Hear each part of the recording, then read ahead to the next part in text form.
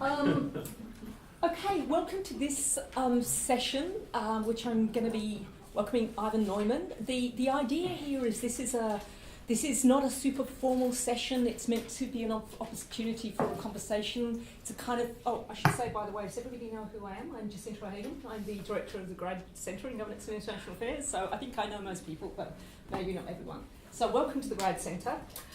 This is one of the occasional series where we have distinguished scholars. We invite them in to have a chat about how they do their work, what kind of methods, what kinds of approach, how do they develop their projects. Because many of you are in that space right now, or have been in that space, George, and have just moved out of that space. I'm in that space. You're in that space. I think we're always in that space. Mm-hmm. So many of you have already had the pleasure of listening to Iver in his other presentations. We've been working him very hard while he's been here at UQ. Think so, really. No? I'm Okay. a Protestant, remember? Okay, that's true. So Iver is a professor at UP in Oslo, the Norwegian Institute for Foreign Policy, and he's the outgoing professor, Montague Burton professor at the London School of Economics. He's well known to many of you. He crosses boundaries in IR. He writes on social theory. He writes fantastic work on diplomacy, Russian and Norwegian foreign policy, and historical sociology. Yeah, historical international relations as well. That's a little bit more. He's going to talk to us today about relating to his recent work, I think, on discourse analysis. He's just produced a book with Kevin Dunn out of the US on that, and he's going to be speaking freely because his son's got his iPhone with his notes on it. That's right. Yeah. I can't believe So I did that. These things happen. He said, can I share your internet? Yeah. And I sort of, stupid as I am, just gave him my phone. And with the notes on. But I've been researching this for 30 years, so if I'm not able to produce something for you, Fantastic. I'm not really worth my salt. So This will be my manuscript, and it's that thing that we should do more of. It's a how-to book. Yes, yes. I mean, everyone in IR is talking about method theory, they're talking about theory, they're talking about methodology, but I think we should talk more about method. Mm. And by method, I simply mean ways to produce data. Because data is not something that is there for the taking, it's something you have to produce. It's a result of a social process, and the more you know about the social process, the better the book. Mm. So, I've been asked to talk about one particular kind of data, which is the production of data, and that is how you produce data for discourse analysis. So what I will do is I will talk a bit about where discourse analysis comes from, because there is still, after almost 50 years, there's still this idea that discourse analysis is something very new, which is, I think, absolutely wrong. It's simply wrong. Discourse analysis is a prolongation of certain other ways of producing data. And then I will say a little bit about how to do discourse analysis, hands-on. I will touch on practice theory, which is, for some reason now, the cat's whiskers in IR, whereas in other social fields it's been an ongoing concern, like 30, 40 years. So we're, as usual, we late to the ball. Right? So, and before I start, I will simply say what discourse is to me.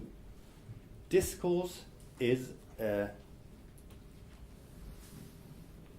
way of producing statements. It is what makes it possible to come out with an utterance that people take seriously as a truth claim. So it's the system that makes it possible. If I'd had a glass of water here, it's what would have made it possible for me to sprinkle it around and say, receive God's blessing.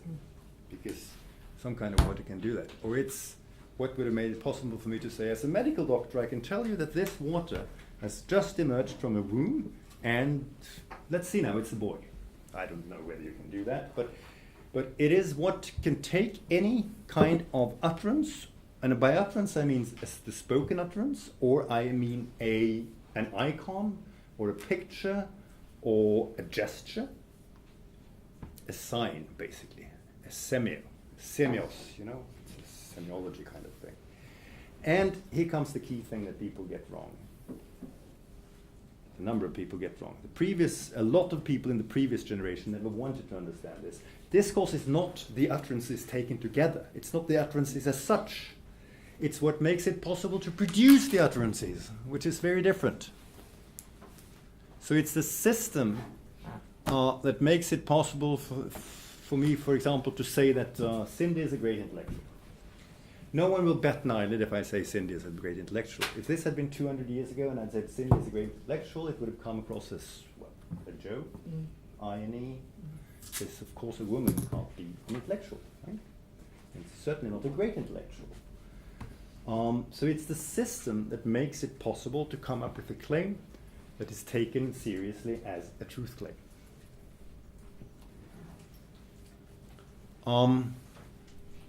That's what it is. So, part one. Where does this come from? There is a sense in which you can find the same kind of thrust that discourse analysis does in the Annal school, the historical school. If you look at people like Brodel, they are trying to find the general social setups that makes it possible to do something specific. You know, his idea of a longue durée is about this, right? You will have certain conjunctures that makes it possible to do certain specific things. But that's a long shot. The key thing here is that Brodel and the Annal school is French. I would argue that discourse analysis comes straight out of the French tradition. And my argument goes like this. I'll go back. The concept of discourse and discourse analysis comes out in the book Archaeology of Knowledge by Michel Foucault, which is published in 1970. And that book was written by Foucault when he was on sabbatical in Tunisia. And he took that sabbatical because he was exhausted after having produced his previous book, which was a huge seller. It sold 100,000 copies on the general French market.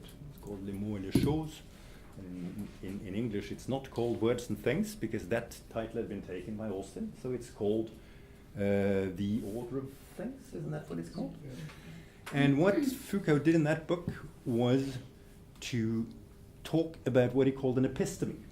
It is from epistemic, right? From epistemology, from how you know that things, how you know how things can be known, as it were. And the episteme he looked at was how the 18th century produced ways of seeing and ways of knowing. And his major finding was that the 18th century thought of everything as symmetry.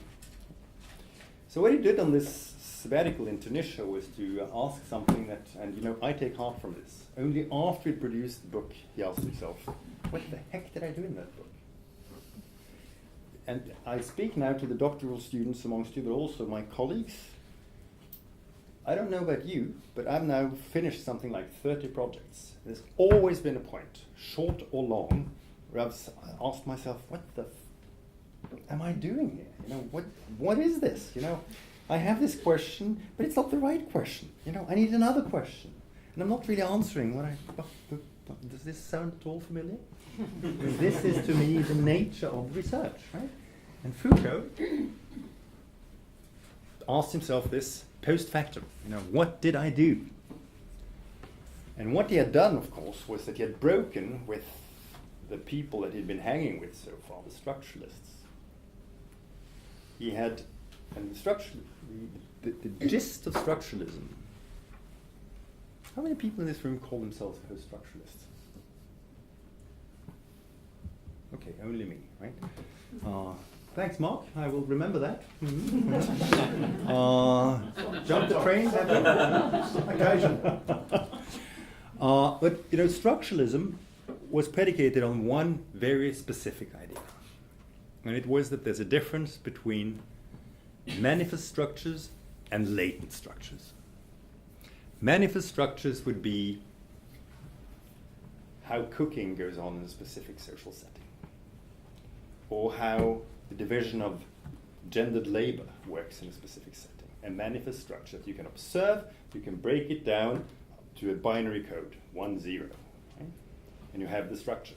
So the analysis is you look at how food is made, And you say there's the raw, there's the cooked, there's the rotten. You draw up sort of a certain structure, and you say, okay, here is the manifest structure.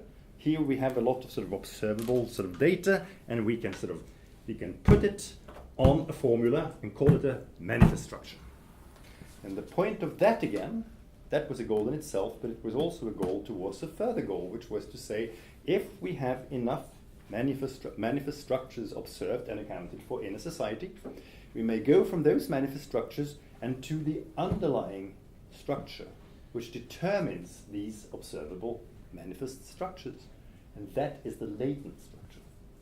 So the whole point of social theory is to do a lot of manifest structures and then infer back to the latent structure that holds it all together and is the master code of a society.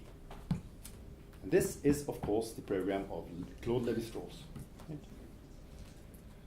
Claude Lévi-Strauss had it, well, I'll come back to that. But you know, Foucault's step, and he was not alone in this in 1967, people like Lyotard were doing the same thing. They asked one simple question.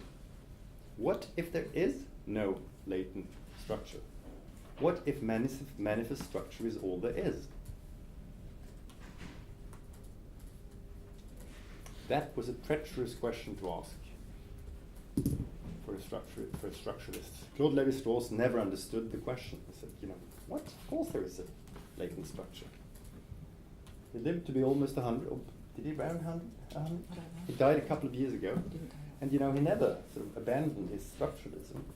So post-structuralism is simply the break with the idea that there is such a thing as a latent structure, and we should use our intellectual energy on finding that latent structure.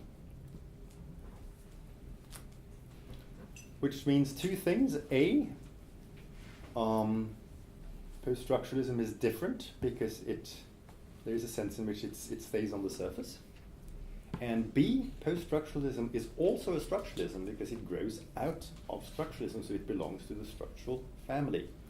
The fact that it comes after post-structuralism does not mean that it's not a structuralism, because it's still 1-0, still sort of finding the manifest structures.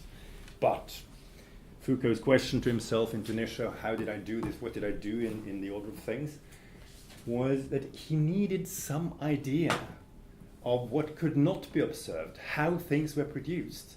But he needed some idea of how this could be thought of without being as cast in stone as a latent structure would be.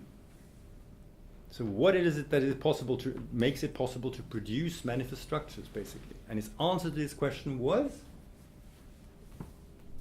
discourse. Of course. That's where the idea of discourse comes from. So discourse is simply a system for the production of statements. Now, if we go further back, we do a sort of mini genealogy here, you will see that Claude Lévi-Strauss was inspired by two different things in drawing up structuralism. One of them was Ferdinand de Saussure's idea of language. Right? Ferdinand de Saussure was a Swiss, well, he was from Geneva, and he had this amazing thing where he looked at language and said, you know, since Aristotle, everyone had thought about language as referential. You know, I see a horse, and then there is the idea of horse. Right? So if one of them refers to the other, that's what language is about. Language is a transparent, should be a transparent system by saying sort of where the word refers to the thing, right? Signifiant and the signifier, the signifier and the signified. Yeah? Now, what Saussure says is two basic things. He says language can be thought of not as a referential, but as relational. Instead of thinking of language as something that refers to things, we could think of language as a closed system of binary oppositions. Cat and bat, what we now call phonemes, right? We can think of language as a system that is closed in upon itself, where we know that cat is different from bat because C is different from B, and they are phonemes. It means that they can differentiate between words. If you know a foreign language, you know that this can be done in very many different ways. T and t, for example, can be, or in Chinese you can have tonemes. There are different ways of doing this, but the entire idea is that Saussure thinks about language differently than people had thought before. He thinks of language as a closed binary system that is self-referential, if you like, that is relational. Right? That was an inspiration for Lévi-Strauss. The other inspiration for Lévi-Strauss was the anthropologist and sociologist Marcel Mauss. Marcel Mauss, if you look at what he was doing, he was interested in classifications. Marcel Mauss was also the son of Émile Durkheim's daughter and the collaborator of Durkheim. So, and Durkheim is just about as close as you can get to a founding father of sociology in the French tradition. Of all the social sciences, really. They didn't care if you called it political science or anthropology or sociology in those days. You know, it was basically understanding society at large.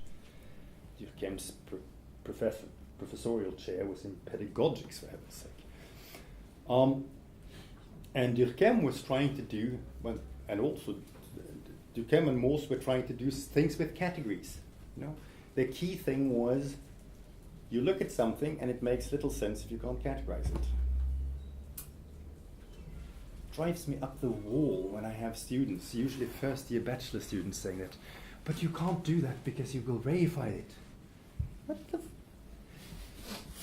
You can't look at anything without reifying it, right? If I look at you, or you, or you, I will take certain ideas, categories, and make sense of you. And if I hadn't had those categories, the whole thing would have been a blur. You need categories in order to comprehend the world, in order to grasp the world. So without categories, you can't grasp the world. And if you look at Durkheim's Methods book from 1898, you will see that he talks about things like social fact. You know, what we do as social scientists is look at a specific category of facts that do not exist as things, which do not exist as material things, but exist because we think they're there. Money would be an obvious example, right? And Mauss was doing more stuff with this. The two of them together wrote a book called Primitive Classification, which is absolutely marvelous. The point is that primitive classification tries to make everything add up to the same. For example, astrology would be a good example. That the astrological system, if you understand that the world in an astrological way, everything hangs together. You look at the constellation of the stars, you look at what you eat, you look at who does what in society, and all of them are related to the same system. Now, doesn't all this ring a bell? Isn't this very similar to saying that there are different latent structures and you're looking for different manifest structures and you're looking for a latent structure? Isn't the idea of a social fact very much the same idea as a representation? What's the difference between what Durkheim calls a social fact and what Foucault calls a representation? That was supposed to be a rhetorical question. And Durkheim says in his book, you know, that the first rule of method is to consider a social fact a thing, a chose. And the key, he picks this word because it's an everyday word. So in the French tradition, it's no big deal that we're talking about representations and the social. They've always been doing it. And you can go further back. You can always go further back. Durkheim learned his philosophy from a guy called Amelin, and Amelin was the major student of Charles Renouvier, who was the Third Republic's greatest philosopher. And his take on these things was very simple. He said, anything, any phenomenon has an inside and an outside. This table, for example, it has an inside, you know. Thank you. It also has an outside. It's quite obvious when you look at this table that it's not something that belongs in a drawing room. This book has an inside. It also has an outside. It's quite clear that it's not a novel. Simply by picking it up, you see that it's not a novel. And then Renouvier says, materialism is to exaggerate the importance of the inside of the thing. Idealism is to exaggerate the importance of the outside. This is a little bit like Mao, isn't it? A left deviance is to stop a good thing too late, and a right deviance is to stop a good thing too early, right? It's a very effective way of thinking about this. And you know, I hope you can see the line from the 1870s and Renouvelier's way of thinking about phenomena, because the outside of the thing, isn't that what Durkheim is talking about when he talks about social facts? Isn't that representations?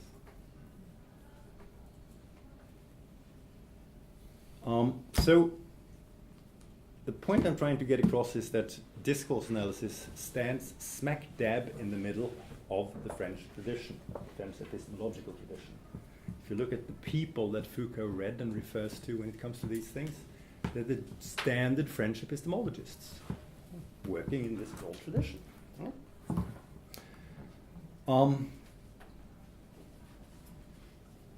Discourse analysis in terms of how to do it. Key thing about discourse analysis is that you look at things from the inside of how people themselves are actually experiencing it. The social factors. It's not the analyst's idea of what the world looks like that you're after. It's the idea of the people who are living the social reality you're interested in, and their idea of a thing. Right? If you're interested in witchcraft, you're not interested in sort of the analysis of the witchcraft from some outside point. You're interested in how these people who are thinking about witchcraft think about witchcraft. So if you study the Zande in the 1930s and 1940s, your interest is in these people thinking that witches, always females, have a certain stone in their intestines. Right? You're not interested in whether this is true or not. You're interested in how this social fact, because this is a typical example of a social fact. Witches have a stone in their intestines. And you're interested in where this comes from. How did people get to think this way? You're interested in how it works. How does this differentiate between people? And you're interested in the effects this will have. It means, for example, that if you're interested in, say, native conflict, you must understand witchcraft, because conflict will be couched as a question of witchcraft for the Zande. So, as an outside analyst, what do you do? I'd say, first, you need a cultural competence. When I did my study of how Russians represented, how Russia produced Europe historically, the first thing I needed to know was how the heck should I read the texts that they're producing? I needed the language, but I also needed their way of thinking about the world in general. I'll give you an example. In the Soviet period, when you wrote a text in a newspaper or wherever, you first had to reproduce the party line. And then there was one word that demonstrated to the reader that was the end of the party line. Here starts the article. And that was adnaka, which means however. Right? So, it would be sort of Marx says this, Lenin said that, and, Brezhnev said this, however, comma. And then the argument would start. And it saved me oodles of time. I could skip the first part of those articles with the party line and start reading. I don't know whether this works this way in nominal communist regimes these days, whether this works in Ethiopia or China. But I'm sure that you have similar things in other places. If you read American texts, there are certain things that I, as a European, just sort of put to one side because I know that they not really important. Take American films. The film usually stops 15 minutes after they should have stopped if there had been European films, because they lived happily ever after, right? So you see the film, and boom, there's the stop, and then they have a sort of, oh, and look how nicely everything goes, right? And you need to know about these things, right? Because otherwise you waste a lot of time. So the first thing is you need cultural competence to do a discourse analysis. And the second thing you need to do is establish a text corpus, which is very hard, because where does one discourse stop and another one start? One of the key things is to find out that you have to read from the inside, remember? You have to read how these people who are involved think about this. Whether you think that something is relevant or not is irrelevant. It's how the people you study think of it that is relevant. So if the people you study think that the constellation of the stars is important for understanding what will happen tomorrow, well, you goddamn have to get with the program and find out how that happens. Right? If you're doing Britain in the 1500s and you come across the expression a dog day afternoon, you have to know that it's a dog day afternoon because Sirius, the dog star, is standing close to the planet so that things will be hot. Right? And what is the implication of that? Well, people will get short-tempered and things will happen and blah, blah, blah, blah. You have to understand these things. And so, you can't say, no, okay, let's make a discourse analysis of dogs in Kenya. And then you start with what a dog should signify in some other place, for example, the country you come from yourself. Then you screwed yourself over big time, because that's not what you're looking for. You're looking for what a dog means in a specific Kenyan setting. So that's the second step. You have to somehow find the corpus of what is relevant to what. And I have 2 points to make there. One is interdiscursivity.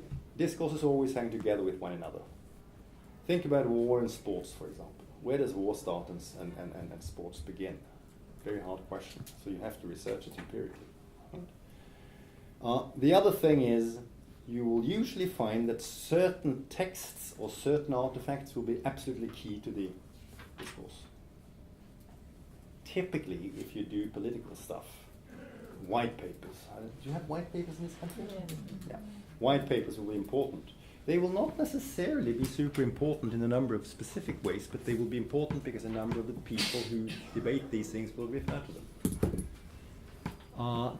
If you study self-other relations, a key text will be Edward Said's book, Orientalism, because that opened that specific way of thinking. We call these texts monuments. Right? And you will immediately find them because when you read a couple of texts, they will refer to this stuff, or they will refer to stuff that refers to this stuff. So you will go da da da, right? And you will find the monuments. It's very important to know about these things.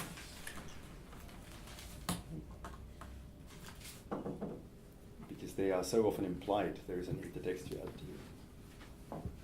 And the next step, so you establish a corpus. You find the specific texts, and then the next step is you define the representations. It's very, very rare for a discourse to have only one representation of a phenomenon. Think male, for example. What does male mean in a certain specific social context?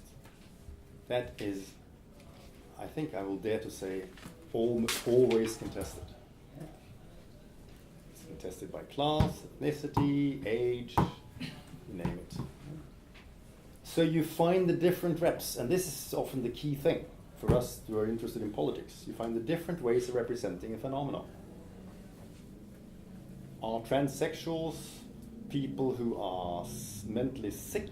Are they a danger to the national security? Or are they simply people who are in transition to something that feels better for them? These are three ways of representing the same phenomenon, and the political fight can be understood as a political fight of which of those three representations, or other representations, should be valid. Right? That's one way of understanding what politics is. Right? Regardless of whether you understand politics as who gets what, when, how, which is Paul Lazarsfeld's way of discussing it, or whether you understand politics as who we are, which I think is an alternative way of thinking about politics. So, a specific representation will always be contested. When you've done that, you find the representations, and the key challenge there is how many representations? Because at first blush, you read all these texts and it looks like every single text has a specific representation of a phenomenon. There was a point at which I almost literally cried in my beer over Russians talking about Europe, because every Russian seemed to have his or her Europe. And how the heck should I get this down to a manageable size? And the key thing there is conflict as such. V.S. Naipaul wrote a novel, I think his best novel, called Guerrillas. He has an epigraph saying that if everybody is warring everybody else, if everybody is fighting everybody else, there is no war. Because then there's just chaos, then there's just anarchy. Politics is a structured thing where a couple of representations will stand against one another. Right? Is Donald Trump a savior or an idiot? Are we really interested in all the debates about his hairdo? No, we're not really that. If we're interested in the politics, we're interested in that debate as it feeds into the question of the wider representation of Trump as a political actor. Okay? So it's very rare to find a political scene where you have more than 4 or 5 major representations of a phenomenon, simply because politics works as conflict. And if for there to be conflict, there has to be some structured kind of conflict. Right. There couldn't have been political parties if this weren't true. So you have to find those representations, right? And this is where a number of people lose their nerves, because they say, oh gee, there are 200 different representations here. I've read 200 texts, and I can't get them to be 2 or 3 representations. Well, deal with it. And then the last question to ask, I think, is how quickly or how slowly do certain representations change? There are markers of every single representation has a number of ways of coming across socially that you can call diacritica, markers. Some of these markers, the people involved will be aware of themselves. Others they won't be aware of. Think class.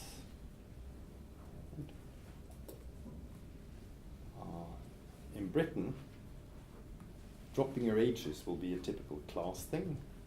So most people will not know that they dropped their H's. They won't know the significance of this for other people who judge them and categorize them. Right? But there will be other things that they will be aware of. Right? Linguists are big on this. Markers that are used consciously and markers that an analyst are using. Hmm? And the question then, if you find representation that holds over 200 years, why the heck is that? Whereas other representations can change just like that. Right? Why is it? What is it that guarantees? And this is a question where what Ernest Gellner calls entropy resistance. Entropy resistance is important.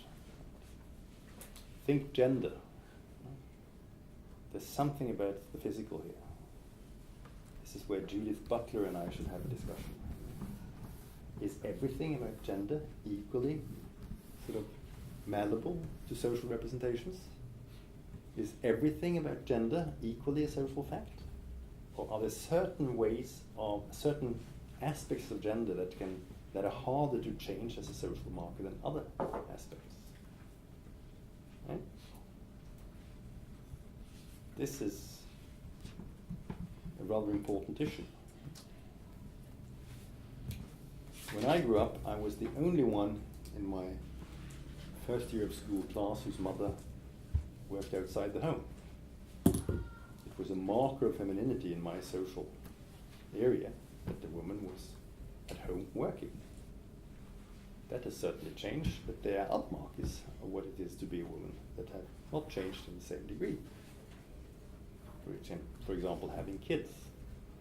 You can produce kids in laboratories, so there is nothing given, biologically given, about childbirth as a marker of femininity, as a universal marker. Is it as malleable as working at home? I ask the question. Judith would say they're equally malleable. I'm not so sure. How are we doing in terms of time? So we're going to wind up at 1. So yeah, okay. I need 3 more minutes. Perfect. So this is what I did with my sort of career. You said that we should be autobiographical, right? So this is what I did in my work.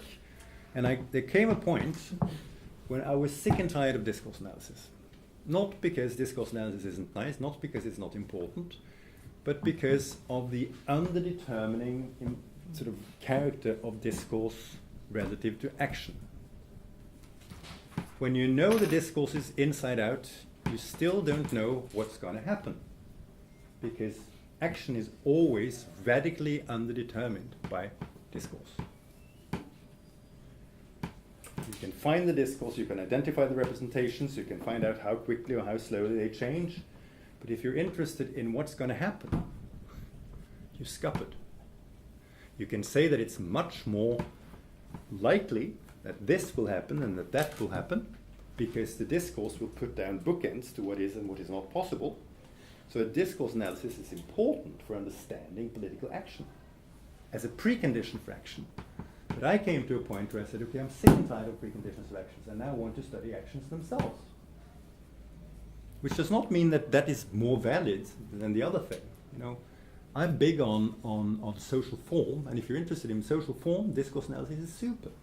If you're also interested in outcomes, discourse analysis is not so great. You don't want to do discourse analysis if you want to find out what happened. Right? If you find out why there are regularities, why this happens so many times and this happens so few times, then discourse analysis is fine. But if you're interested in this specific situation, what happened, discourse analysis is not necessarily what you want to do. It's definitely, I mean, I try to tell this to my students. They come in, a number of them say, they want to study with me because they want to study discourse. And I say, so what are you interested in? And I said, I'm interested in why this happened in 1984. I say, what does? I mean, you can't use discourse for understanding that. You know, you have to open your toolkit, find something else. And my answer to that was practice analysis. Practices are discursive, meaning that a practice, you can define a practice as a socially recognized thing that can be done well or badly. Right? Playing tennis is a social practice. Driving a car is a social practice. Delivering a speech is definitely a social practice. Giving a lecture is a social practice, etc., etc., etc. Right? And these are all discursive in the sense that there are a number of preconditions for how you can produce these practices. So practices are coming straight out of discourses, if you like. Right? Delivering a lecture is a very different thing in the Anglo world than it is in Russia, which is a different thing again from what it is to deliver a lecture in Germany. Most of you have heard a Frenchman give a lecture. If you're used to the Anglo way of doing lectures, you know, you sit there and you get to the point, right? Because they're always doing this sort of conceptual thing and hovering, and then if you're lucky, the hawk will come down in the last sentence or something. You know, at this point, you're sort of bored stiff, right? Because the Anglo tradition is that you tell people what you're going to do and what the point is, and then you unfold it. Right? So, you know, and this is not that one is bad and one is good. It's that these are different ways of getting across stuff to an audience. Okay. So a practice is a socially recognized phenomenon that can be done well or badly. And they grow out of discourses. So my idea was that, you know, if you think of discourses as holding out stories about what to do. Discourses, for example, hold out subject positions for us to follow. Right? Discourses are not idealist phenomena. The best article on this ever is a 1997 article by Mark here and Ida Welders called Beyond Belief. They demonstrate the materiality of discourses. So they hold out stories for us to follow. If you're a good little student, you're supposed to do X, Y, Z. Right? If you're a successful bourgeois male, you're supposed to be X, Y, Z. Right? If you're a successful mother, you're supposed to do X, Y, Z. You're supposed to do things like letting your son have your telephone while you're doing a lecture, for example. You want to be bored stiff, right? At least I think so. I may have gotten this one wrong. So Michel de Certeau says that, you know, discourses hold out stories for us to follow. And I'd say that those stories that are held out are suggest practices. So discourses produce practices. We do the practices. And when we do the practices that we're supposed to do, like delivering a lecture on time, for example, we confirm the discourse. So most of the time, what we do confirm the social order at large and the specific discourse that we're in specifically. Because we follow the stories, we act out the stories in practices that we're being told to act out. And that in turn confirms the discourse. And you know, I don't want to put any percentage on this because I'm not a quant person, but you know, let's just say that almost all of the time we do this. It's very rare that we break with what's going on. Has anyone of you sort of looked at ethnomethodology? You know, Garfinkel, that kind of thing? He used his students, he would tell sort of his female students, for example, don't smile. And then he would sort of hear what happened. So these women, who would be in their 20s, would go through the day without smiling. And they would come back to class and he said, what happened? And he said, it was terrible. I didn't fulfill the social expectation that I should smile all the time, so I quarreled with my boyfriend, I didn't get service in the restaurant, you know, I didn't act as I was supposed to do, so things went wrong. Another one he did was he said, go into a supermarket and start haggling. And you know, the results were disastrous. The police weren't called, but you know, except for that, more or less everything happened. You know, people were thrown out, there was yelling, you know. Of course there was. Right? I've spent a fair share of my time being a foreigner. And when you're a foreigner, you have this all the time. I mean, I've been in and out of Britain now for 40 years. I still feel like matter out of place. You know, I'll do things and I know it's wrong, but no one will tell me what I'm supposed to do. They keep you on tenterhooks, don't they? Right? And if you think that Australia is different, I can tell you it's not. You have this idea that everyone is mates, but you don't tell people what to do. So you do something wrong and everyone will stiffen, but they won't tell you what you're supposed to do, which means that you're basically fucked. So that's just how the social works. So I've also done some work over the last couple of years on practices, where the idea is simply to demonstrate that you have to do this, and that way to move the finger around. And that has been particularly nice for my work on different ministries and, you know, understanding what is going on. It's the oldest saw in the bureaucratic studies book that you have standard operational procedures, you have ways of doing things like this. And I've found that if you study that in terms of practices, you get a good handle on it, particularly on what the Frankfurt School would call invariance-breaking behavior, which means doing something else. Right? So let's just stop there.